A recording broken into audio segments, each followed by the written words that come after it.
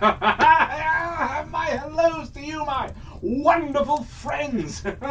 It's time for another tale, yes? Well, of course it is. But first, do remember to like, share and subscribe to this channel to help it grow. And the more it does, the more stories and tales will come to you. Yes, but to the tale at hand. Yes, it tells of Anwir, who could tell a tale or two himself, but did he always do it for the good? Let's see, shall we? So, if you're ready, I'll tell you the tale of Anwir, the Story Weaver. Yes.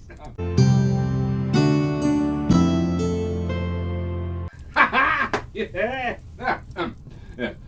Once an age ago, in an Avalon divided, there stood the Hall of Anwir, a chieftain known across the land for his great feasts. Anwir's hall was the favourite place to winter for the finest champions of Avalon, for if you gained the favour of Anwir, your deeds would be sung by the light of every fire and hailed by every cup on Avalon. As Anwir of Clan Keppel would fill his summers with travelling and singing from coast to coast. The winter of this tale was one marked by raging and roaring storms that tore the sky asunder each night. Anwir filled his hall with song all the more to drown out the crashing of the storms. It was as the ballad of Reardon the Spear burst into its crescendo that the doors of the hall flew open with the crash of hooves. A horse with wild abandonment crashed into benches and trestles, and elves fled to the walls of the hall until Cadmon, the sighted of Eyrie, grasped its bridle with soft and soothing words. Anwir stepped down from his dais to call the hall to calm once again. Cadmon, so great in height and strength, but greater still in gentle kindness. Shouts and hails sounded as Cadmon led the horse to the pages to be stabled. My thanks, Lord Anwir, but see you that the steed is saddled, but without a rider upon it. Before Anwir could make answer, a booming roar of thunder invaded the hall. My fellows, so great a roar could never flow from a cloud. I have feared the thunder for these past days, for they can only herald the coming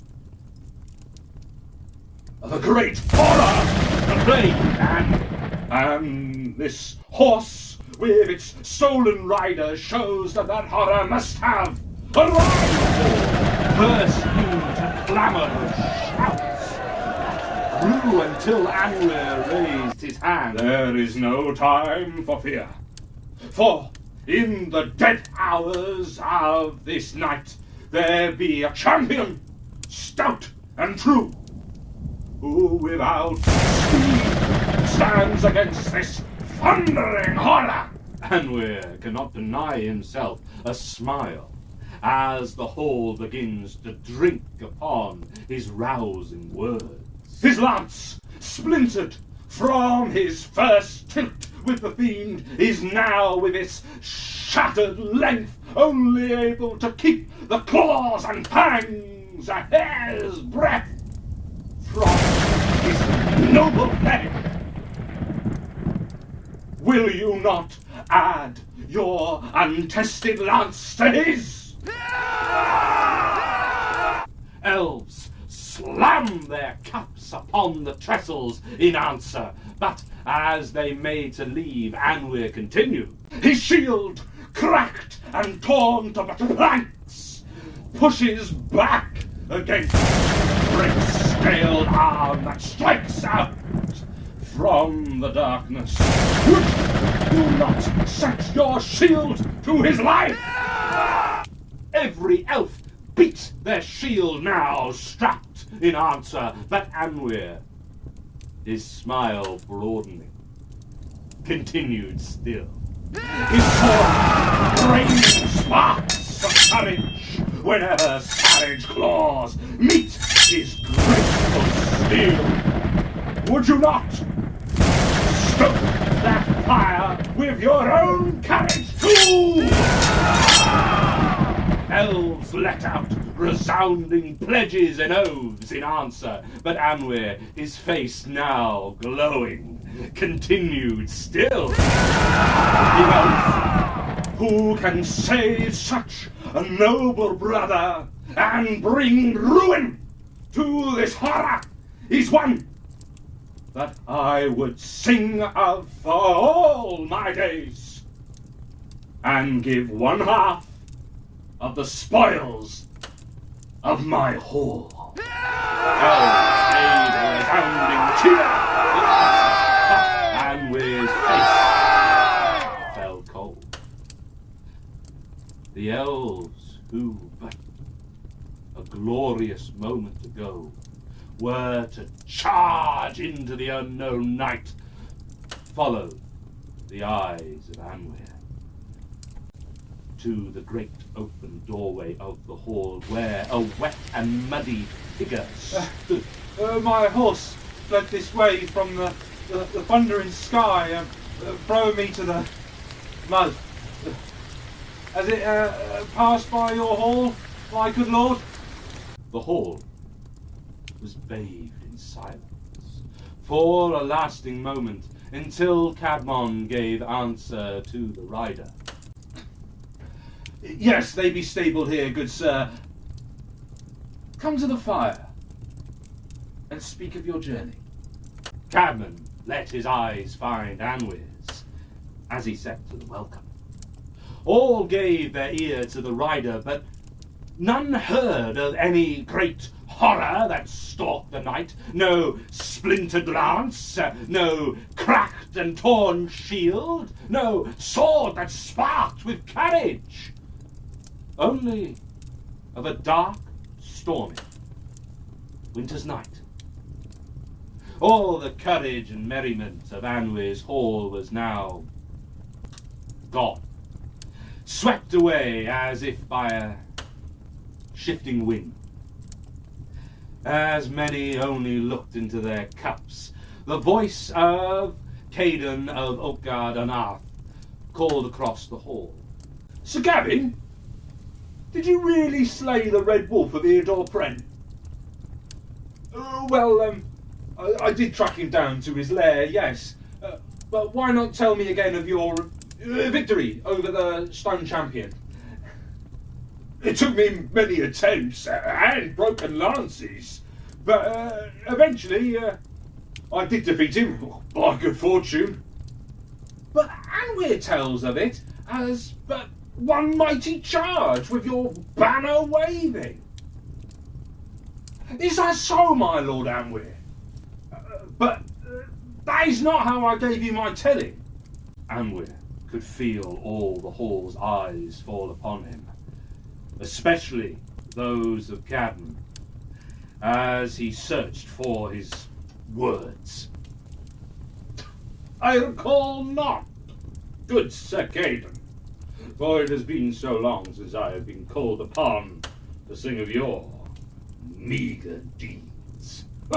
Oh, but this dismissal of the question did not satisfy the hall, for question after question was shot across the hall, each having to defend their deeds and honoured names, until these questions, like arrows, were put at the feet of Anwir himself. As questions became more deafening, Cadmon cut across it all with his booming voice. Must you hang on to lying so bold? Anwir has fattened you up upon his honeyed words, and blinded your eyes with his golden tongue, so much that you have given him power over what is truly true. You know that your deeds are not as he tells, but your pride corrects him not. What say you, my good Lord Anwir? I tell as I see best. With that, Anwir took himself silently to his chambers, without any of his accustomed fanfare. But the hall missed him not, for old tales were sung anew by their heroes, who told of their failures and their triumphs alike, taking back from Anwir the truth of their deeds. Ha ha ha! Yeah! Well, the truth came out in the end, didn't it? Yes, of how Anwir spread lies, or making the deeds of others other than what they were. And see what happens when you build your power upon lies. It all falls away once you're found out. Now, before anyone says it, I know I too am a teller of tales, but I never claimed them to be true. I mean, there's truth to be found in them, oh, most certainly, but they are but legends, nonetheless.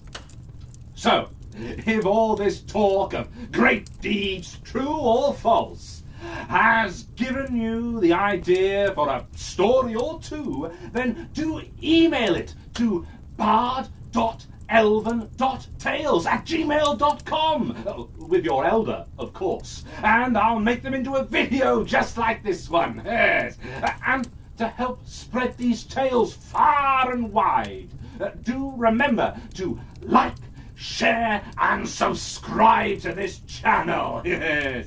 And I'll see you soon for more Bard Elven Tales. Ha ha!